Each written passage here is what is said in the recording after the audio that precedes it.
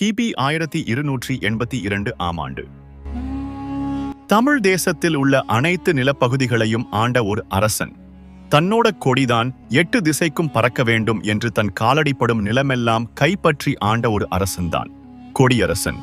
தமிழ்நாட்டில் உள்ள அனைத்து வளங்களையும் கொள்ளையடிக்க பல்வேறு தேசங்களில் இருந்து போர் புரிந்த 6 படைகளையும் தோற்கடித்து வென்ற ஒரே அரசன் கொடியரசன் தான். போர்ப்படை தளபதியாக தன்னோடு 2 மகன்களுக்கும் மகுடம் சூட்டினார் மன்னர் கொடியரசன். அதன் பின்பு மாபெரும் வெற்றிகளை குவித்தார்கள். ஒரு நாள் ஒரு ஒற்றன் மூலம் ஒரு செய்தி அரசனிடம் வந்து சேருகிறது. ஒரு சிலை செதுக்கும் தொழிலாளி கண்டெடுக்கப்பட்ட ஒரு கல்லில் கிபி 300ஆம் நூற்றாண்டில் செதுக்கப்பட்ட ஒரு கல் கிடைத்ததாக ஒற்றன் கூறினான். அரசன் உடனே அந்த சிலை செதுக்கும் சிற்பியையும் அந்த கல்லையும் அரண்மனைக்கு எடுத்துட்டு வரும்படி ஆணையிடுகிறார். இவரின் ஆணையின்படி சிற்பியையும் கல்லையும் காவலாளிகள் அரண்மனைக்கு அழைத்து வந்தனர். அந்த கல்லில் செதுக்கப்பட்டிருந்தது என்னவென்றால், கன்னியாகுமரியில் இருந்து 18,000 கிலோமீட்டர் தொலைவில் ஆழ்கடலில் தங்க நகரம் ஒன்று இருப்பதாக அந்த கல்லில் செதுக்கப்பட்டிருந்தது. இதை அறிந்த மன்னன் தமிழ் தேசத்தில் உள்ள அனைத்து வரலாறு ஆய்வாளர்களையும் அழைத்தார். இந்த ஆய்வாளர்கள் சொல்லக்கூடியது என்னவென்றால், பல்லாயிரம் வருடங்களுக்கு முன்பு கன்னியாகுமரியில் இருந்து நெடுந்தூரத்தில் உள்ள ஆழ்கடல் பகுதியில் குமரிக்கண்டம் என்ற ஒரு மாபெரும் தீவு இருந்ததாக பல வருடங்களுக்கு முன்பு ஓலைச்சுவடியில் முன்னோர்கள் எழுதி வைத்திருக்கிறார்கள் மற்றும் குகைக்குள் படங்கள் வரைந்து வைத்திருக்கிறார்கள் என்று பல வரலாற்றுச் சான்றுகள் இருப்பதாக கூறினார்கள் ஆய்வாளர்கள். அந்த தீவுக்குள் தான் தங்க நகரம் இருக்கலாம் என்று பல ஆய்வாளர்கள் சொல்கிறார்கள். இதன் பின்பு மன்னருக்கு அந்த நகரத்தின் மீது ஆசை ஏற்படுகிறது. அந்த தீவை கைப்பற்றியே ஆக வேண்டும் என்ற எண்ணத்தில் தன்னுடைய 2 மகன்களையும் கூட 800 படை வீரர்களையும் 20 கப்பல்களையும் கொடுத்து அந்த தீவை கைப்பற்ற ஆணையிடுகிறார். 2 மகன்களுக்கும். முத்த மகன் குமரவேந்தனும் இளைய மகன் ராகவேந்தனும் மன்னரின் ஆணையின்படி 800 படை வீரர்களை அழைத்துக் கொண்டு கன்னியாகுமரியில் இருந்து 20 கப்பல்களில் 18,000 கிலோமீட்டர் தள்ளியிருக்கும் ஒரு தனி தீவை தேடி இவர்களது பயணம் தொடங்கியது. ஆனால் இவர்கள் யாருக்கும் அப்பொழுது தெரியவில்லை இது ஒரு மாபெரும் சூழ்ச்சி என்று. குமாரி கண்டத்தை தேடி இவர்களது பயணம் கிட்டத்தட்ட 1 வருட காலம் இருக்கும் என்று எதிர்பார்த்தார்கள். அந்த 1 வருடத்திற்கு தேவையான எல்லா பொருட்களையும் கொண்டு செல்வதற்கு என்று தனியாக ஒரு கப்பலையும் வைத்திருந்தார்கள். அதுபோக கடலிலேயே மீன் பிடித்து சாப்பிடுவதற்கு தேவையான அனைத்து பொருட்களையும் கொண்டு சென்றிருந்தார்கள். இந்த 1 வருட பயண காலத்தையும் வீணடிக்காமல் கப்பலில் வைத்து போர் பயிற்சி எடுப்பது, புதிய புதிய ஆயுதங்களை உருவாக்குவது என்று பல விஷயங்களை செய்தார்கள். அது மட்டுமில்லாமல் இந்த படை வீரர்களுக்கு பணிவிடை செய்வதற்காக 100க்கும் மேற்பட்ட பெண்களும் இருந்தார்கள் இந்த கப்பலில். இவர்கள் செல்லும் பாதையில் புயல், சுனாமி, கடல் சீற்றம் என்று பல சூழ்நிலைகளை கடந்துதான் இவர்கள் பயணம் மேற்கொண்டார்கள். ஆனால் இந்த கடலுக்குள் ஒரு மர்மம் இருப்பதை இவர்கள் யாரும் அறியவில்லை. இவர்களது பயணம் தொடங்கிய 6 மாதங்கள் கடந்துவிட்டது.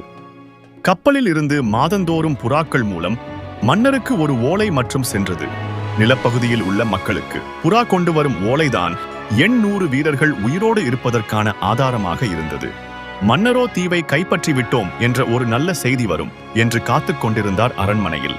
ஒரு நாள் இந்தியாவில் உள்ள மேற்கு பகுதியை ஆண்ட வங்காளதேசத்தின் மன்னன் வடராஜன் மாபெரும் படைகளோடு தமிழ்நாட்டின் மீது போர் புரிந்தான். இந்த போர் கிட்டத்தட்ட 2 மாதங்கள் சென்றது.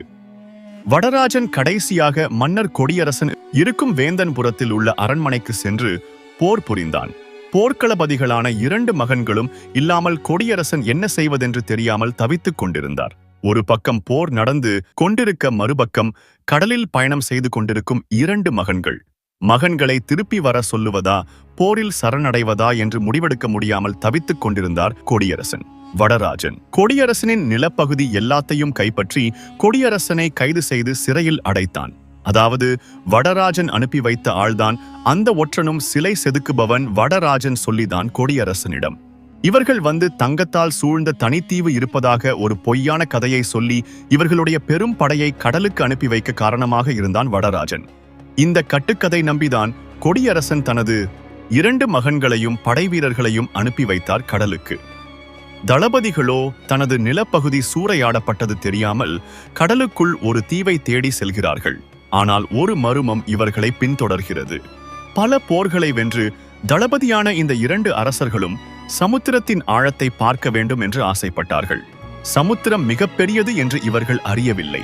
இந்த சமுத்திரத்திற்குள் பல மர்மமான முடிச்சுகள் இருக்கும். அந்த முடிச்சுகளில் சிக்கிக் கொண்டால் அதிலிருந்து மீள முடியாது என்றும் தெரியாத தளபதிகள். கிட்டத்தட்ட இவர்கள் கடற்கரையில் இருந்து கிளம்பி 8 மாத காலங்கள் ஓடிவிட்டது. 800 படை வீரர்களாக இருந்த இவர்களது எண்ணிக்கை 500 ஆக மாறியது. உடல்நிலை சரியில்லாமல் 300க்கும் மேல் உள்ள படை வீரர்கள் மாய்ந்து போனார்கள். சரியாக 10வது மாதம் ஒரு நாள் நள்ளிரவில் பனிமூட்டங்கள் சூழ்ந்த ஒரு புகைக்குள் இவர்களது கப்பல் சென்றது. அந்த புகைக்குள் இவர்கள் கப்பல் செல்லத் தொடங்கியதும் இந்த கப்பலில் உள்ள அனைத்து நபர்களும் மயங்கி விடுகிறார்கள். காலையில் கண் முழித்து பார்க்கும்போது 475 படை வீரர்களும் அதிர்ந்து போகிறார்கள்.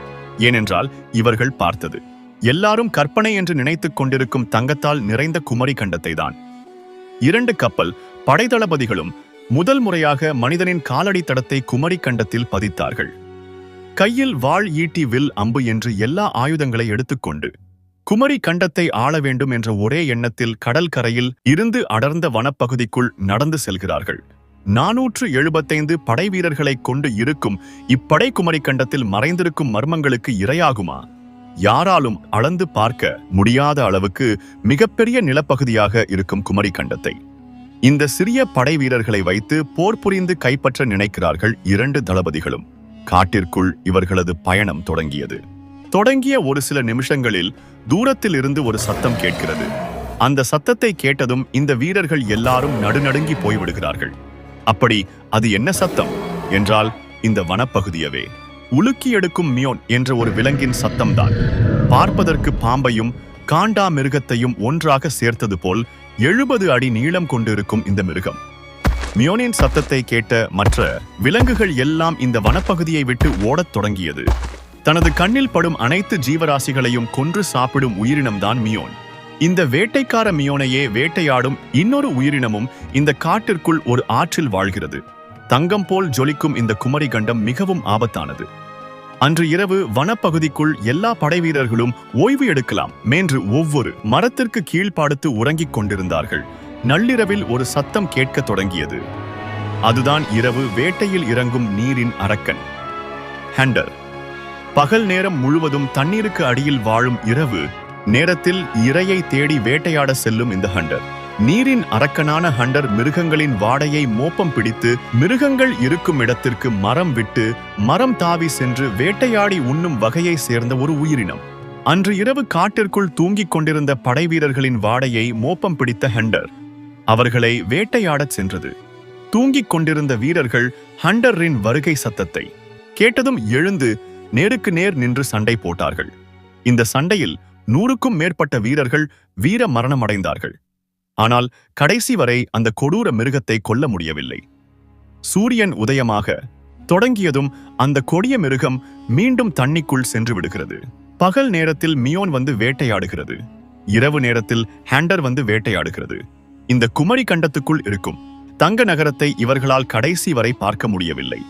இப்படியே சென்றால் நமது முழு படையும் இழந்து விடுவோம் என்று எண்ணிய படைத்தளபதிகளான 2 அரசர்களும் மீண்டும் நமது நாட்டுக்கே போய்விடலாம் என்று எண்ணினார்கள். பெரும்பாலுமான படை வீரர்களை இழந்து வெறும் 300 வீரர்கள்தான் உயிரோடு இருக்கிறார்கள். இதனால் நாடு திரும்ப முடிவெடுக்கிறார்கள். பல போர்களில் பல அரசர்களை மண்டியிட வைத்த 2 தளபதிகளும் முதல் முறையாக பின்வாங்கினார்கள் இந்த குமரி கண்டத்தில் இருந்து. இவர்கள் குமரி கண்டத்தில் இருந்து இவர்களின் மிஞ்சி இருந்த 6 கப்பல்கள் மூலமாக தமிழ் தேசத்திற்கு பயணத்தை தொடங்கினார்கள். புறாக்கள் மூலம் தன் வருகை செய்தியை மன்னருக்கும் அனுப்பி வைத்தார்கள். புறாவின் மூலம் பறந்து வந்த செய்தியை அறிந்த வடராஜன் தனது முழு படைகளையுமே கன்னியாகுமரியில் உள்ள கடற்கரையில் நிப்பாட்டி வைத்தான் போர் புரிவதற்கு. போர் புரிந்து 2 தளபதிகளையும் கைது செய்ய நினைத்தான் வடராஜன். பல மாதங்களாக கரையில் காத்திருந்த 3000 படை வீரர்களுக்கும் தூரத்தில் இருந்து ஒரு சங்கு ஒலிக்கும் சத்தம் கேட்க தொடங்கியது. அதே நேரத்தில் கடல் நீர் உள்வாங்கி இருப்பதையும் பார்க்கிறார்கள்.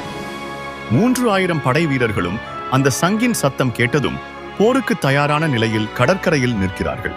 அதே நேரத்தில் கடல் நீரும் உள்வாங்கிக் கொண்டே சென்றது. 3000 படை வீரர்களில் முதலில் நின்று கொண்டிருக்கும் 1000 படை வீரர்களும் அடிமையாக பிடித்து வரப்பட்ட நபர்கள். வடராஜன் பல நாட்டின் மீது போர் புரிந்து அங்குள்ள மக்களை அடிமையாக பிடித்து கொண்டு வந்து தனது போருக்கு சிப்பாய்களாக பயன்படுத்திக் கொள்கிறான். கன்னியாகுமரி கடற்கரையில் கிட்டத்தட்ட 1 கிலோமீட்டர் தூரம் இவர்கள் படை நிற்கிறது. இந்த 3000 படைவீரர்களுக்கு நடுவில் அரசனான வடராஜன் கம்பீரமாக யானை மீது அமர்ந்திருக்கிறான். கப்பலில் இருந்து கடற்கரையை நோக்கி பார்த்த குமரவேந்தனும் ராகவேந்தனும் நம் வருகையை கொண்டாடுவதற்கு தான் இவ்வளவு பெரிய படை இருப்பதாக நினைத்து ஆச்சரியமடைந்தார்கள். இந்த 300 படை வீரர்களும் பெரும் சத்தத்தை எழுப்பி தங்கள் வருகையை மிகவும் மகிழ்ச்சியாக கொண்டாடி கொண்டு வந்தார்கள். கப்பலில் இன்னும் கடற்கரைக்கு 2 கிலோமீட்டர் தூரமே இருக்கக்கூடிய நிலையில் இதுவரை யாரும் பார்த்திராத ஒரு நிகழ்வு நடக்க தொடங்கியது. கடல் உள்வாங்கியதில் பெரும் அலைகள் கொண்ட சுனாமி எழும்பத் தொடங்கியது. கிட்டத்தட்ட 100 அடிக்கு மேல் இந்த அலையானது உருவெடுத்து கரையை நோக்கி சீறி பாய்ந்து கொண்டு 150 கிலோமீட்டர் வேகத்தில் வர தொடங்கியது. அந்த அலையின் மேல்தான் 6 கப்பல்கள் கொண்ட 300 படை வீரர்கள் பெரும் சத்தத்துடன் வருகிறார்கள். கடற்கரையில் நின்று கொண்டிருந்த 3000 வீரர்களும் இந்த பெரும் அலையை பார்த்ததும் அலறி அடித்துக் கொண்டு திரும்பி ஓட ஆரம்பித்தார்கள். கிட்டத்தட்ட 150 கிலோமீட்டர் வேகத்தில் சீறி பாய்ந்து வந்த அலை 30 வினாடிகளில் கடல் கரையில் நின்று கொண்டிருந்த 3000 வீரர்களையும் தனக்குள் முழுங்கியது. அந்த பெரும் ராட்சச அலைக்குள் வடராஜனும் சிக்கிக்கொண்டு கடலுக்குள் மாயமானா. பின்னர் நாடு திரும்பிய 300 படை வீரர்களும் தளபதிகளுமான குமாரவேந்தனும் ராகவேந்தனும் நாட்டிற்குள் சென்று வடராஜனின் மீதமுள்ள படைகளையும் அவர்களது நாட்டிற்கு அடித்து துரத்தினார்கள். தமிழ்நாட்டை மீண்டும் கைப்பற்றிய 2 தளபதிகளான குமரவேந்தனும் ராகவேந்தனும் தந்தையின் கொடியரசனின் கைகளால் மன்னர்களாக முடிசூடி மிகவும் செழிப்பும் செல்வங்களும் நிறைந்த தமிழ்நாட்டை மீண்டும் ஆளத் தொடங்கினார்கள். தந்தையின் ஆட்சியில் மறைந்த தமிழ் தேசம் மீண்டும் 2 சகோதரர்களின் ஆட்சியில் உயிர்ப்பித்தது.